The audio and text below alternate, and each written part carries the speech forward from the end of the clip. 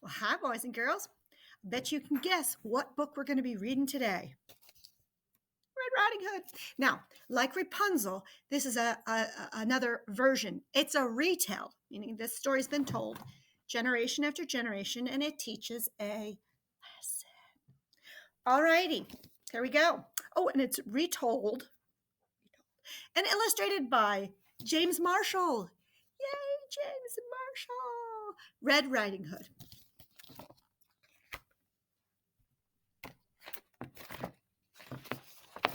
A long time ago, in a simple cottage beside the deep, dark woods, there lived a pretty child called Red Riding Hood. She was kind and considerate, and everybody loved her. Right there is your first lesson, boys and girls. We should be kind and considerate.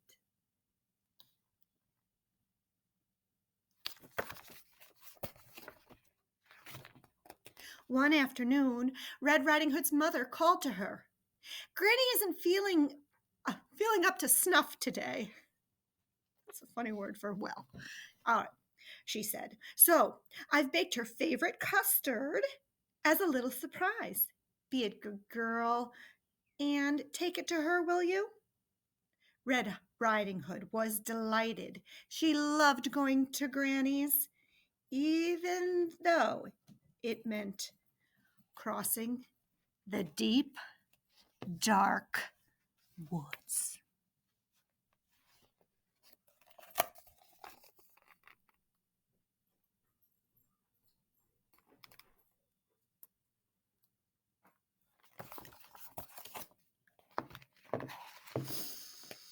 When the custard had cooled, Red Riding Hood's mother wrapped it up and put it in a basket.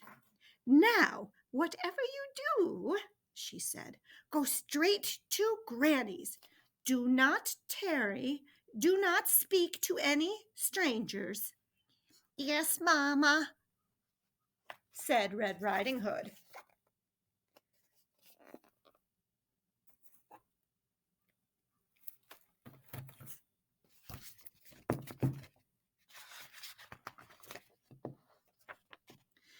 But before long, she was in the deepest part of the woods.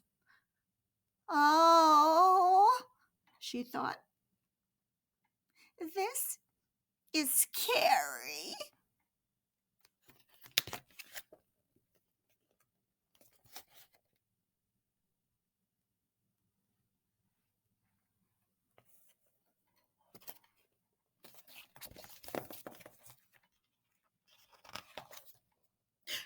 Suddenly, a large wolf appeared.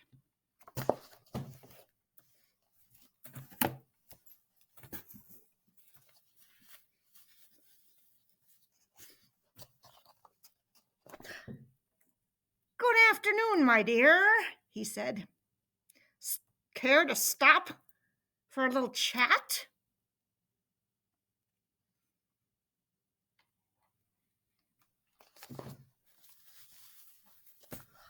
Oh, gracious me, said Little Red Riding Hood. Mamma said not to speak to any strangers.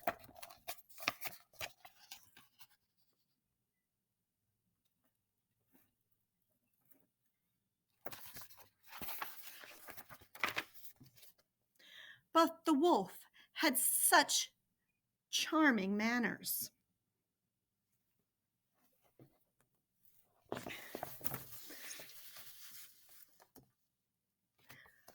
Where are you going, sweet thing? He said.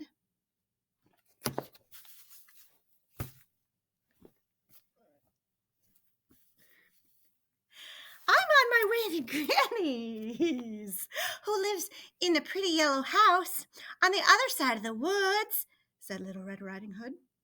She's feeling poorly, and I'm taking her a surprise.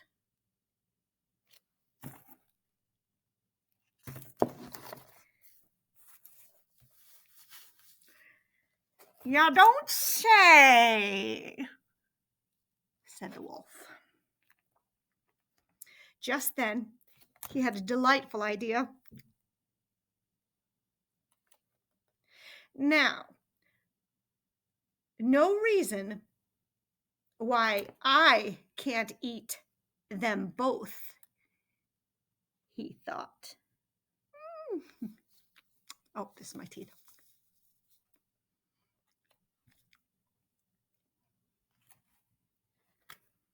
Allow me to escort you, he said. You never know who might be lurking around. Lurking about. Oh, you're just too kind, said Red Riding Hood.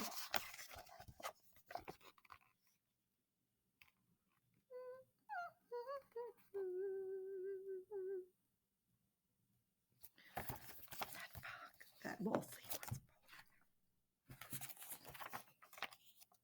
Beyond the forest, they came to a patch of sunflowers. Why not pick a few?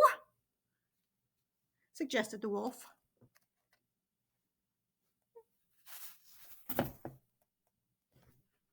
Why, Granny does love flowers. But while Red Riding Hood was picking a pretty bouquet, the clever wolf hurried on ahead to Granny's house. He's licking his lips. He's licking his chops.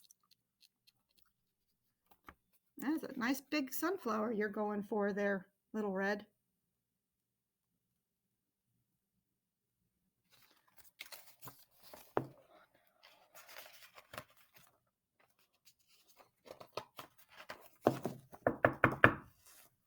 Who is it? Called Granny.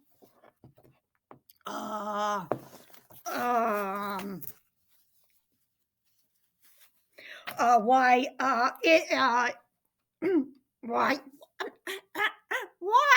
it's I, your delicious, your darling granddaughter, said the wolf in a high voice.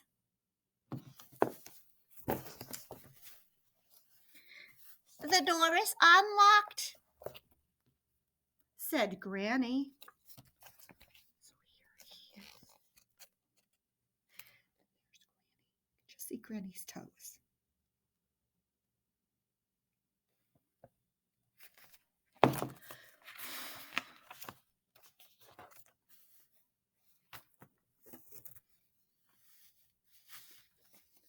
Surprise!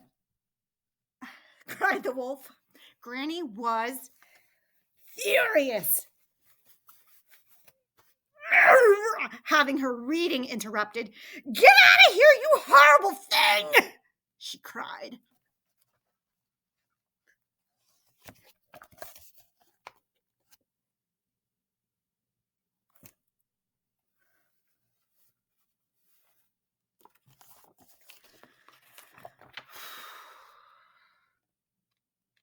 But the wolf gobbled her up, and he didn't even bother to chew.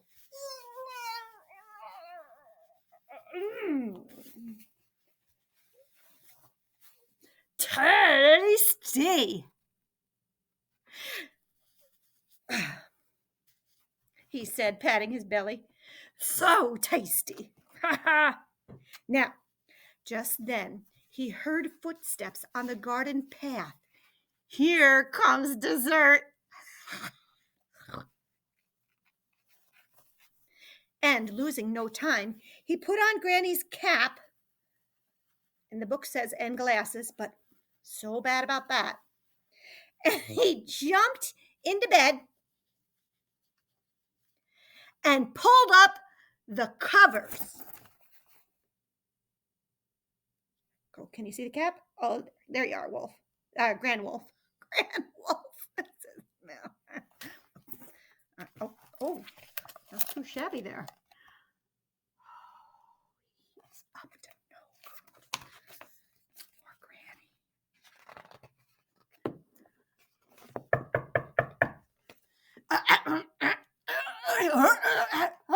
it?" he called out in his sweetest granny voice. "Why, it is I, your little granddaughter," said Little Red Riding Hood. "The door's unlocked." There she is with all her sunflowers. And now whose feet do we see?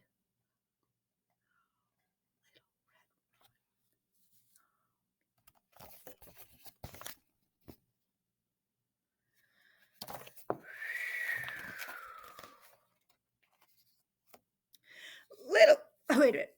Sorry. Little Red Riding Hood was distressed at seeing grandmother so changed.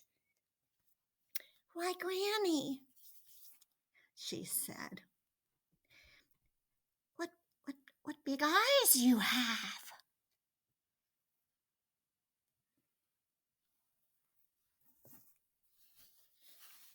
"The better to see you with, my dear," said the wolf.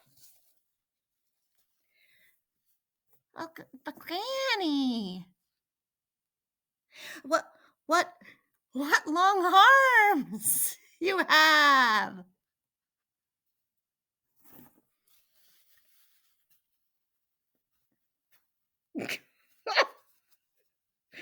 Oh, goodness gracious. I'm so sorry about the technical difficulties we do have sometimes that happen. Okay, so now what does Granny say?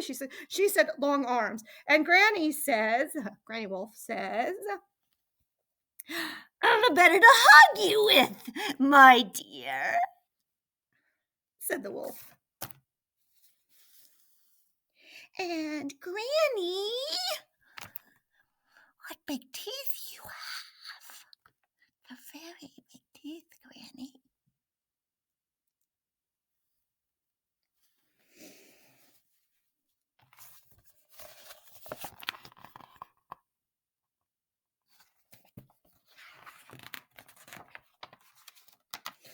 "The better to eat you with, my dear," cried the wolf. "Oh no, Little Red Riding Hood, what did you get into?"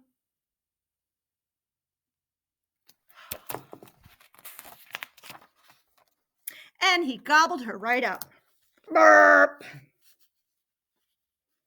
"I'm so wicked, so wicked." But really, he was enormously pleased with himself. And having enjoying such a heavy meal, he was soon snoring away.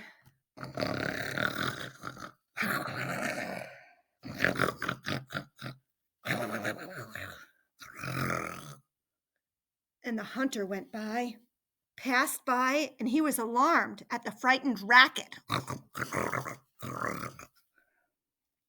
"That doesn't sound like Granny," he said. Oh, look at the wolf's belly. There's our hero. "That doesn't sound like Granny," he said. So the brave hunter jumped in the window and killed the sleeping wolf.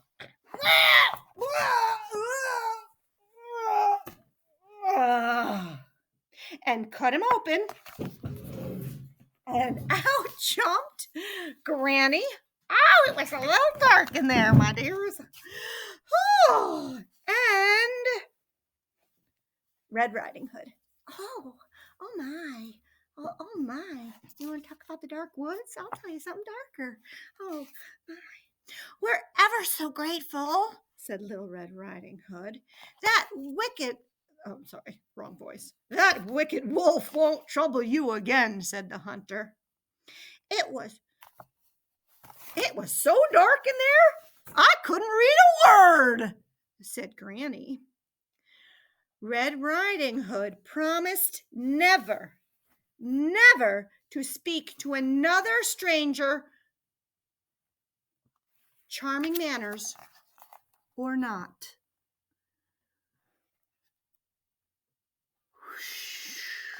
They were lucky that hunter went by. Oh, Last page, boys and girls. And she never did. Hey, little girl, come on over here.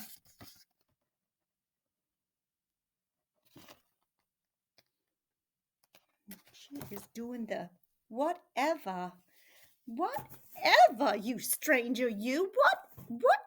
You, I am not talking to you. So, boys and girls, I hope you got the story. Sorry, you heard the story. I hope you got the lesson, aka moral of that story. What? Did you say it's never to talk to strangers? Yes. And listen to what your mother says. Stay on the path and do not tarry. That means don't dilly-dally, boys and girls.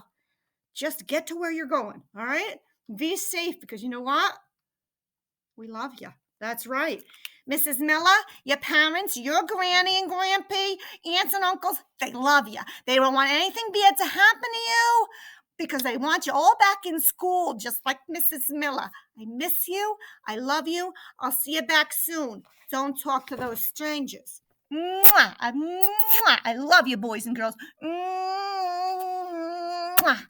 Have a good one. I love you. I love you. You know that. I do. I really do.